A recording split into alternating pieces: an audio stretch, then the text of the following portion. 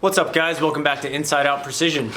Today we are going to be talking about target panic and some exercises you can do to get over it. So I don't even like saying the word target panic because I feel like if you think about it, you end up developing it. But it's something that almost every shooter has dealt with at some point in time.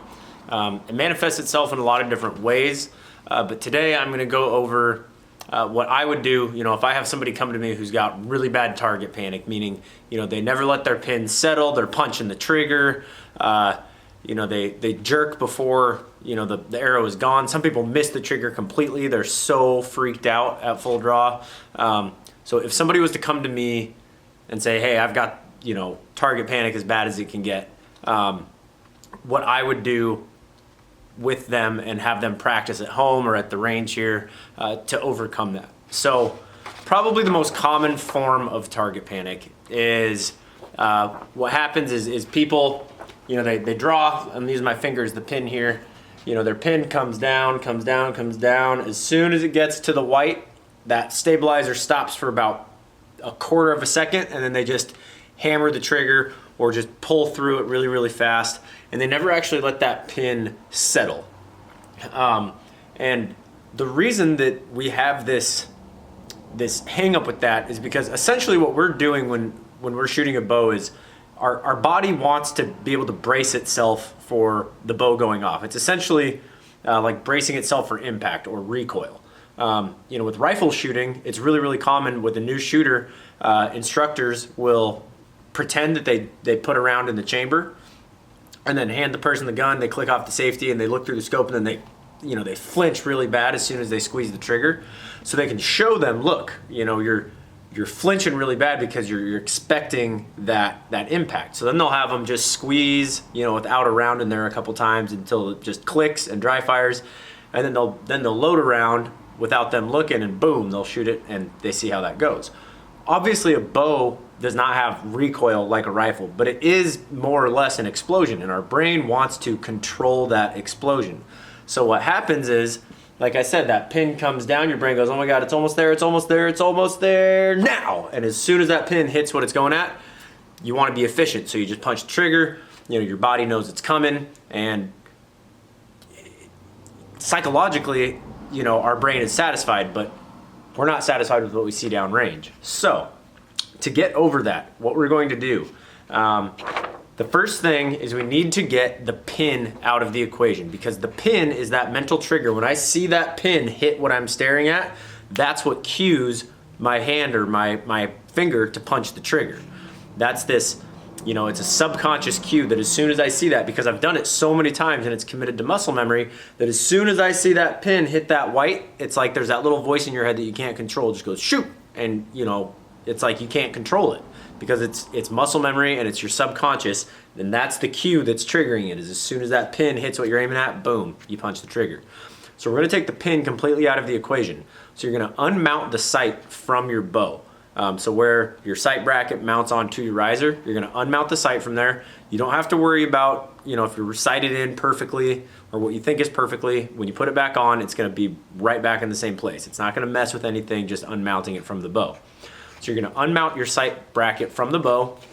Then you're going to go to blank baling. And blank baling, I just mean, a target with no paper target on it. So just a blank canvas, more or less. And what you're going to do is you're going to pick a spot on that blank bale that you're going to stare at through your peep sight. So you're going to center, let's say it's just a little black spot. You're going to center that in your peep sight, and you're going to start working on your shot mechanics, because what we have to do is start building new muscle memory. So when we're shooting a target, we're going to be staring at what we want to hit, and we're going to start pulling through that shot, right? So we need to start, but before we introduce the target, we need to start getting that muscle memory down.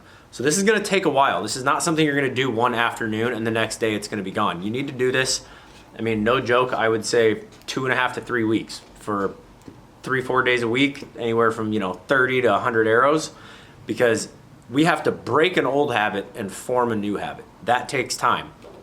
So what we're doing when we're practicing this is essentially when we take that pin out of the equation, it makes it easier for our brain to say, okay, I can just stare at this and pull through the shot, because we don't have that subconscious cue of the pin, hitting a target.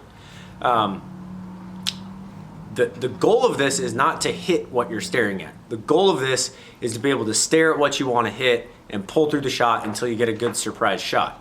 And pretty soon you won't have to really think about it. It's like as soon as you start staring, you're gonna start building that tension, and poof, the bow's gonna go off. I'd be very surprised if you actually hit what you were staring at looking through your peep sight. So again, we're not concerned with where the arrows are going, we're concerned with how the arrows are fired. Now, once you start feeling you have a pretty good handle on a good surprise release, whether that's shooting a hinge and you're rolling through it really smooth and you get just that good clean break, or if you're shooting an index style release, you're gonna kind of hook that trigger, tension into it with your back tension, and then just start hugging it until it fires. Once you feel that that's getting pretty smooth and it's no longer startling you when you get that surprise shot, because at first it might startle you, but once it's no longer startling you, the next step here is to reintroduce the target but leave the sight off of the bow. So now I'm gonna put the target on that same thing, maybe 5 or 6 yards away on the bale. I'm gonna come back, I'm gonna center the target in my peep sight and start pulling through the shot. Again, what we're doing here is starting to ingrain that mental image of, okay, I'm staring at the target while I'm executing a strong shot. So we're ingraining that in our brain of like, okay, I can do this. I can look at what I want to hit and pull through the shot. I'm not going to get jumpy. And again, we're not worried about hitting the spot. We're just worried about what we're seeing and training our body and mind to do. Once you get to the point where you can stare right at that X and you can just, crank off 20, 25 shots in a row that are all perfect, they all feel great, then you can reintroduce the pin to your bow. But we're not just gonna go straight from 5 or 6 yards, put the target at 20 and start scoring again. You're gonna start at like 8 yards, 7 or 8 yards, and you're gonna bring that pin onto the center and think about executing a good shot. And the reason we stay close is because a lot of times the reason we start punching the trigger in the first place is because when you first start, your instructor says, okay, just hold that pin in the middle and start squeezing the trigger. Well, you can't hold the pin in the middle. So what happens is your pin's floating all over the place, and our brains don't want to allow that bow to go off when the pin's not in the middle. So we can't hold it in the middle and squeeze the trigger, so we just punch the trigger when it crosses the middle. So by being close, even if I'm not holding real steady, which my guess is if you put in the time to do all the blank baling, you'll probably be holding a lot better than you were before anyway. But at 8 yards, I can move around a lot and my pin never leaves this dot. I can have a lot of wobble in my front arm and that pin's still gonna stay in the dot, which is a calming picture to our brain. It's much easier to stay at the task on hand, which is, rolling through that shot, squeezing the trigger, or, rolling through your hinge to a good surprise shot if that pin is on what we're looking at. It's when it starts bouncing around, that's when people start over aiming and tensing up, and then their shot breaks down a little bit and they just rip it off when it crosses the middle.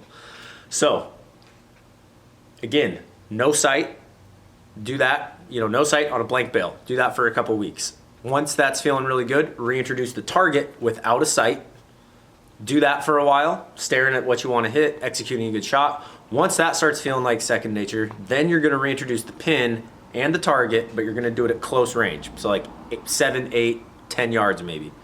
I always like to see people, if you're gonna score a round, you should be able to shoot a perfect score, X count and all, at 8 yards before you back it up to 10. Then you back it up to 10, shoot that until you feel you're breaking perfect shots and you can shoot a perfect score at 10 yards. Then back it up to 12 or 14 yards and do the same thing and work your way back to 20.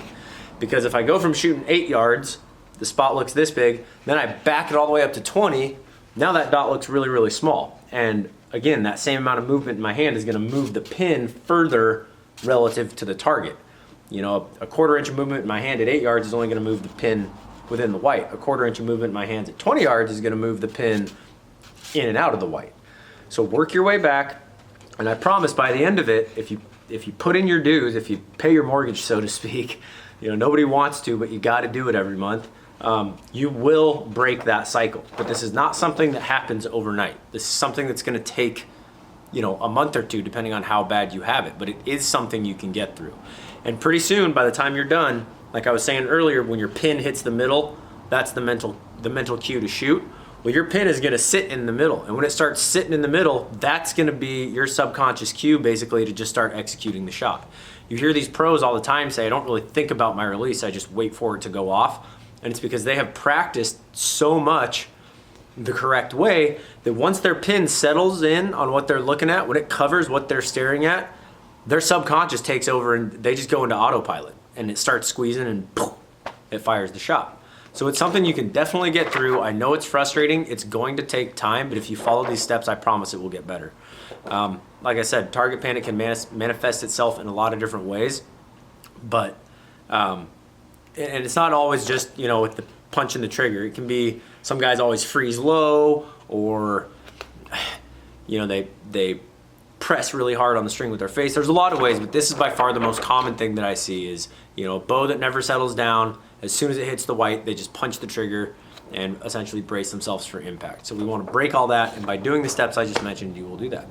So if you have any comments or questions, please hit up the comment section below there, or hit me up on Instagram at inside_out_precision. Hit that like button, hit that subscribe button if you haven't already. The more traffic generated, you know, the better we do and the more content we can bring you. So thanks for watching, and as always, remember, precision is a decision. Keep them in the middle, and I'll see you on the range.